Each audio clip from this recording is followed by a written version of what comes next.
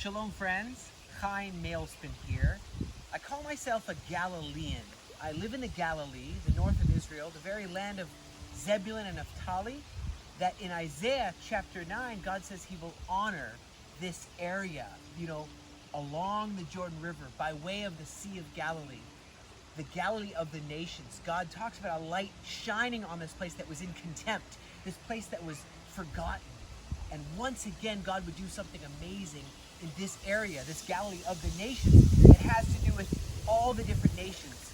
I feel the wind blowing, and I just want to say, it talks about running with the horses by the thickets of the Jordan River. The Bible talks about a tough, task that he wants to be accomplished. Not everyone is able to do this task. I'm a soldier. I'm a master sergeant in the Israeli Defense Forces, and I know what it is when the commander gives a task. And I want to talk to you for a brief moment about this Jordan River that I'm standing in. This is the very river that parted just after the beginning of the biblical New Year. Not the Gregorian New Year, the biblical New Year, just before Passover, because guess what happens is on Passover, the children of Israel crossed into the promised land. Yes. Also, they left Egypt. My forefathers, we left Egypt on Passover, but also entered into the promised land. And one of the things that God said, he says, through his servant Joshua, I want you to build an altar. I want you to remember. What is an altar of prayer about? I want you to remember what I have done, what I am doing, and what I will do for generations to come. And those are the leaders who are able to build this altar. So right now, as I'm in the Jordan River, I believe there's a time of crossing over. The whole COVID-19, what were the plagues about? What were the plagues in Egypt about? God said to Moses, tell Pharaoh, let my people go so they can worship me. That's aliyah. That's return and restoration, as well as so they can worship me. And that is a tabernacle of praise, a tabernacle of worship, a tabernacle of prayer. It's found in the prophet Amos, chapter 9, verse 11, 9:11. There's a call, there is an order given by the commander-in-chief that we must establish, and this must be built. And we know when we look at Amos chapter 9, verse 14 and 15, that yes, I will bring them back, and they will build the waste places, they will plant their vineyards and gardens. And it says in verse 15, they will never more be pulled out of the land which I have given them. But you see, in verse 11, there is this tabernacle which must be established. And I believe that God's called you and God's called us in the Galilee to unite together for his plans and for his purposes. Isaiah 56 talks about the foreigners, the nations will join and unite with the people of Israel, with the Jewish people, with the tribes. Not only helping them return, it talks about in the book of Isaiah, chapter 49, it talks about this joy, this togetherness in a house of prayer. I know that as the children of Israel were commanded to put 12 stones together into an altar, we must do this as well. But as we're doing it, think of the times and the seasons that we're living in. Right here near the Jordan River, near the Sea of Galilee, we have felt the call to prepare the way and remove the stones and to renovate old abandoned buildings and turn them into homes for new immigrants who have no place to go. Even those who are defending the defenseless in the Defense Force and have no families here, to be able to give them places to stay. And we believe this is an act of righteousness because this whole restoration, again, is connected to return and restoration, aliyah and absorption. When the Master himself declared to John the Baptist, I must enter into these waters to fulfill all righteousness. What does that mean for you and I? We also must take that step into the water to fulfill all righteousness. Sure, he'll give us the protection. We know he always gives us the double portion. I'm thinking of Elijah when he took his cloak, he took his mantle, his robe, he hit the water and it parted. And Elijah crossed over with his student Elisha, with his disciple Elisha. And Elisha says, I want a double portion. Elijah says, if you see that chariot, if you see the fiery chariot, if you see my mantle fall, you take that mantle and you will have a double portion. I believe that this is the time that, like Elisha, we are asking God for a double portion. It's not time to back away. It's time to rush forward. It's time to run with the horses in the thickets by the Jordan River. I made Aliyah over 2 decades ago, and it wasn't easy. The truth be told, when you return to the promised land, being established, absorbed, attached, integrated, acculturized, these are things that are very, very hard. Some people struggle with thoughts of suicide. Some feel they must leave the promised land because they didn't have a community and they didn't have a place to stay and someone to help them get on their feet. In fact, attachment, acculturization, integration, absorption is something that's very hard, and we know that God has asked for the nations to unite and help with this. In Jeremiah chapter 32 verse 41, God says, I will plant them in the land with all of my heart and with all of my soul. Nowhere else in the Bible do we see God saying, I will do something like this with all his heart and soul. The book of Leviticus talks about a fire that must remain on the altar. We believe the fire must remain on the altar now more than ever.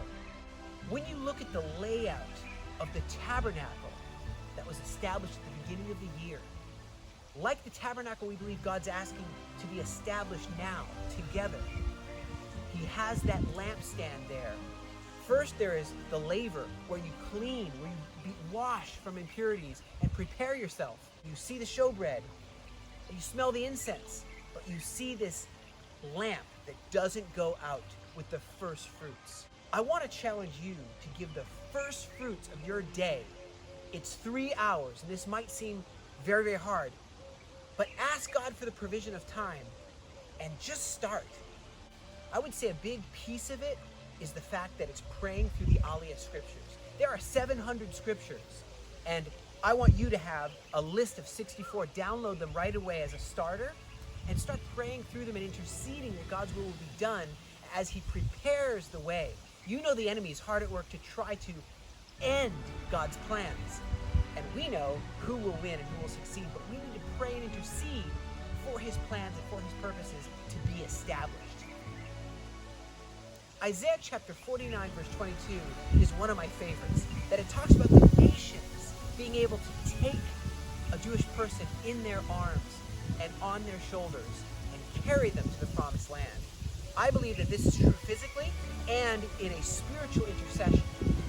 Joining together online and praying in this manner 24/7, connecting different time zones and different nations, doesn't negate or detract from the fact that you must come here, be part of what's going on the ground. But I want to invite you to be part of the team online right now. I ask you, what is more important than gathering together as people of God from around the world, around the clock, and interceding for his plans and purposes to be known and to be established in this earth, the very destiny of Israel and the nations, the conjoint promise that God has given. This isn't about any one ministry or any one church or any one organization. No, this is about God's plans and God's purposes being fulfilled. Now, as I stand in this Jordan River, I feel it's time to physically do something as a sign of the declaration that we are doing together. Just like the children of Israel who crossed this river made an altar, I want to make an altar together. We believe that it is time for every tribe, every language, every nation that follows, that hears the voice of the Good Shepherd, that follows his voice, who are not like the goat nations who stray, but like the sheep who follow in the way, to really ask the Lord to hear his call to assemble and see the kingdom of darkness tremble and actually enter into travailing that ascends like that olah offering to the heavens, a pleasing aroma to the Father. We believe we must make a place in the land of Israel for God's presence to dwell, called Vertical Galilee House of Prayer, but also there needs to be 24/7 around the clock prayer and intercession and travailing for Aliyah, return and restoration. So I want to walk you through the book of Joshua, first 4 chapters. Joshua chapter 1, verse 11, right? He says, prepare yourself. Be physically prepared, also spiritually prepared, because in 3 days we are going to cross over this Jordan. How? Well, by a miracle of God, okay? Joshua chapter 2, the spies go and check out the land, and Rahab goes and hides them. And of course, you know that she joined herself to the house of Israel. Joshua chapter 3, he says, now sanctify yourself, because we are about to go across. And that's what I believe God's saying for all of us right now. And even this time in the secret place, this time while the Passover plague has been on the earth, has been a time of preparing ourselves for what he's about to do. Joshua chapter 4, leaders are called upon to build an altar. And I think that is exactly what we need to do. He said, take stones from within the Jordan River. Take stones, place them above as a memorial for generations to follow. 12 stones, right? Joshua chapter 4. Now, what I find interesting is that also Elijah, look at Elijah on Mount Carmel. Look how Elijah used 12 stones as well. Isn't that interesting? I feel that at this time, we are being called upon to establish something new in the earth.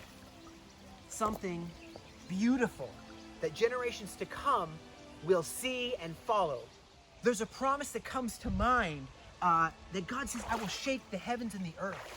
You know, anything that is not built on a solid foundation will fall.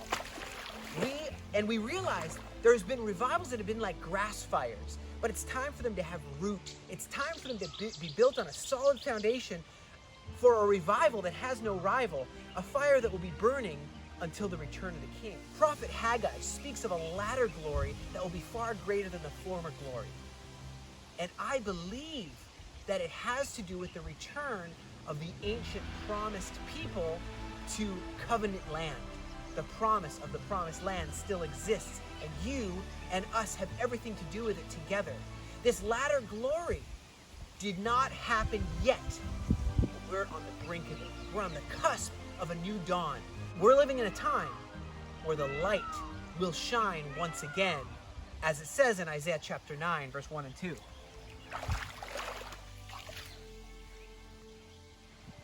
I think of the breastplate of the high priest.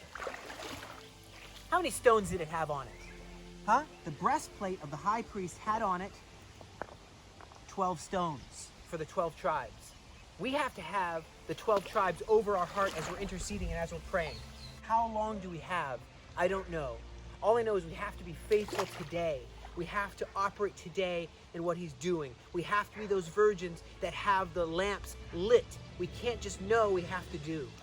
And when everything was set, and when everything was done according to the Lord's instructions, this is number 12. 12 stones. What happened? Well,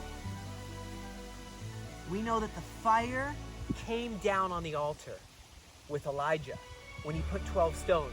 We know that there was fire that came on the tabernacle. We know that Moses couldn't enter. We know when the temple was ready, even the priests couldn't enter because the glory filled. I believe the Shekinah glory accompanies Aliyah. We will see miracles again in a great measure, like what was seen when bread came from heaven. Fire stood over the tabernacle, and the pillar of cloud signaled when to rest and when to move forward. I think that it's time to join our hearts, join our prayers, unite together for God's plans and God's purposes for such a time as this. Thank you for joining to build this altar and take practical steps together. Thank you for letting him lead every single watch that you're a leader of or that you are a part of. I think it's just going to be fun, and it's going to be deep, and it's going to be a travailing, and it's going to be victory and a shout of the King in the camps of the righteous.